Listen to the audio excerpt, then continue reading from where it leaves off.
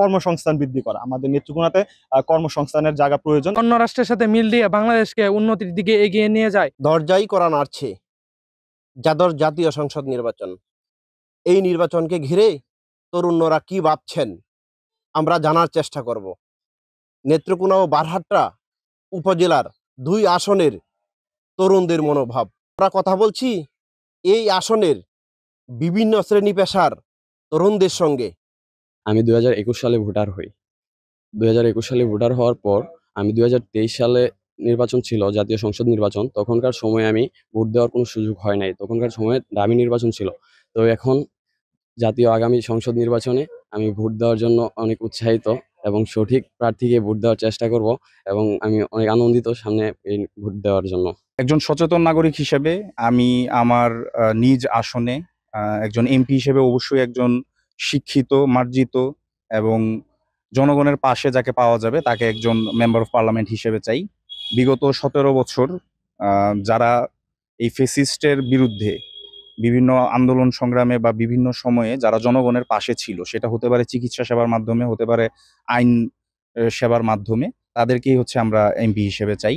এবং যেহেতু একজন মেম্বার অফ পার্লামেন্টের কাজ হচ্ছে আইন প্রণয়ন করা, সেজন্য আইন সম্পর্কে এবং হচ্ছে বাংলাদেশের সংবিধান সম্পর্কে তার পর্যাপ্ত পরিমাণ জ্ঞান থাকতে হবে।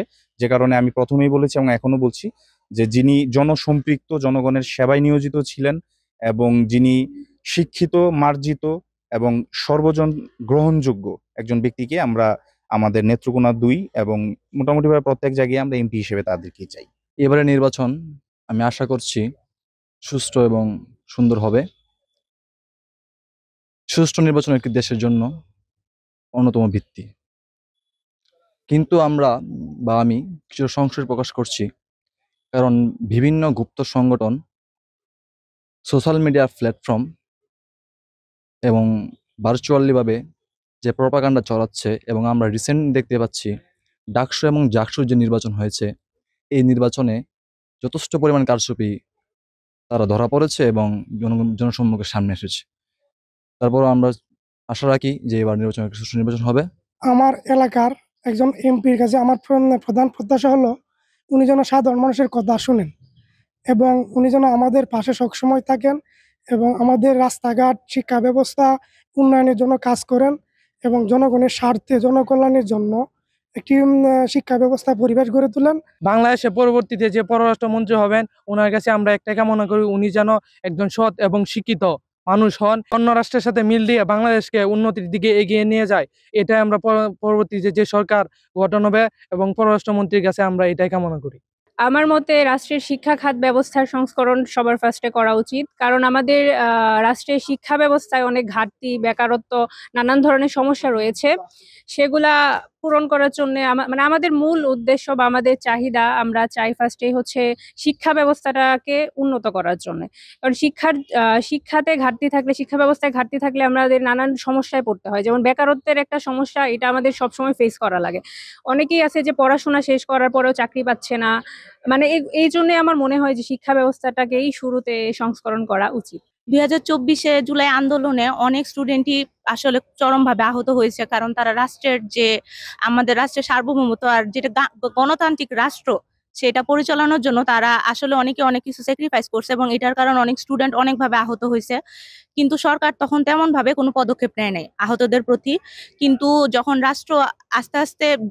রাষ্ট্রে আবার সব স্বাভাবিক হয়ে গেছে, তখন জনগণের চাপে পড়ে বা আন্দোলনের চাপে পড়ে সরকার কিছু স্টুডেন্টকে দেখা গেছে যে তাদের আহত যারা ছিল তাদের বিনিময়ে ক্ষতিপূরণ দেওয়া হয়েছে, কিন্তু সবাইকে এখনো ঠিক মতো দেওয়া হয়নি। তা আমার ক্ষেত্রে আমার নিজের যেটা মনে হয় যে সরকারের উচিত যারা আহত হয়েছে তাদের যে যথাযোগ্য যে বা উপযুক্ত যা আছে, যে অনেকে ধরেন বিভিন্নভাবে শারীরিক দিক দিয়ে আহত হয়েছে বা কেউ নিজের প্রাণও হারাইছে, তো ওই হিসেবে আমার মনে হয় যে সরকারকে যে দিকগুলোকে লক্ষ্য করা উচিত এবং একদমই অবহেলা করা উচিত না, এবং এই অনুযায়ী তাদের যথাযথ ব্যবস্থাপনা নেওয়া উচিত। এবং 2024 যে আত্মত্যাগ, সেটাকে আমার মনে হয় লক্ষ্য রেখে এবার যে সরকার যারা আসবে তাদের অবশ্যই উচিত যারা আহত হয়েছে তাদের উন্নত চিকিৎসা দান করা এবং তাদের দিকে একটি বিশেষ দৃষ্টি দেওয়া, কারণ তারা এই জিনিসটা ডিজার্ভ করে। তারা যেহেতু কষ্ট করেছে, আমার মনে হয় অবশ্যই সরকারকে তাদের যে পক্ষে ন্যায় বিচার করা এবং তাদেরকে যথোপযোগ্য যা ব্যবস্থা নেওয়ার আছে তা গ্রহণ করা। আমার ভোট আমি দিব। ভোট কেন্দ্রে গিয়ে নিজের পছন্দ মতো ব্যক্তিকে ভোট দিব। কারো প্রলোভনে বা কারো শক্তিতে কিংবা যুক্তিতে আমি কাউকে ভোট দিব না। এটাই আমার শেষ প্রত্যাশা। বর্তমানের অন্তর্বর্তীকালীন সরকার একটা গণ অভ্যুত্থানের পরবর্তীকালীন সরকার এবং 1917 সালে রুশ পরবর্তী বিপ্লব সময়ে আমরা দেখেছি দীর্ঘ 9 মাস পরে আবার প্রতি বিপ্লব ঘটেছে। কিন্তু এই অন্তর্বর্তীকালীন সরকার সেই প্রতি বিপ্লব যাতে না ঘটে তার ক্ষেত্রে সক্ষম হয়েছে এবং এই সরকার মুদ্রাস্ফীতি 8-এর কোটায় নেমে আনতে সক্ষম হয়েছে এবং অন্যান্য সব দলগুলোকে নিয়ে একটি ঐক্যমত্যে পৌঁছানোর কাজও চলমান রয়েছে এবং এই বিষয়টাকে আমি খুবই ভালো চোখে দেখতেছি। আর তাছাড়া এই সরকারের কিছু ব্যর্থতা রয়েছে, যেমন এই সরকার আমার কাছে মনে হচ্ছে এমন কিছু পশ্চিমা এজেন্ডা বাস্তবায়ন করার চেষ্টা করেছে যা আমাদের সংস্কৃতিতে যায় না, যেমন ট্রান্সজেন্ডার ইস্যু এবং নট বাইনারি ইস্যু, যেগুলো আমাদের সংস্কৃতিতে আর আগে কেউ নামই শুনে নাই। এটা এই সরকারের আমলে চলছে নিবিড়ে কাজ। এবং তাছাড়া এই সরকারের আইন শৃঙ্খলা অনেকটা মাৎসন্যের মধ্যে চলছে, অর্থাৎ বড় দল ছোট দল এইসব বিষয় নিয়ে একটা মাৎসন্যের অবস্থা চলছে। এবং এই সরকারের আরেকটা বড় ব্যর্থতার কথা বলতে গেলে আমরা আবরার ফাহাদকে দেখেছি যে 500 টন ইলিশের বিনিময়ে তার জান দিতে হয়েছে এবং এই সরকার 1200 টন ইলিশ দিয়ে দিয়েছে। তার মানে এখানে একটা পররাষ্ট্রনীতির নতজানু শিকার আমরা আগের মতোই দেখতে পাচ্ছি। আমি যদি এমপি হতাম তাহলে আমাদের নেত্রকোনা 2 আসনে শিক্ষার যে মান, সেই শিক্ষার মান বৃদ্ধি করার জন্য কাজ করতাম।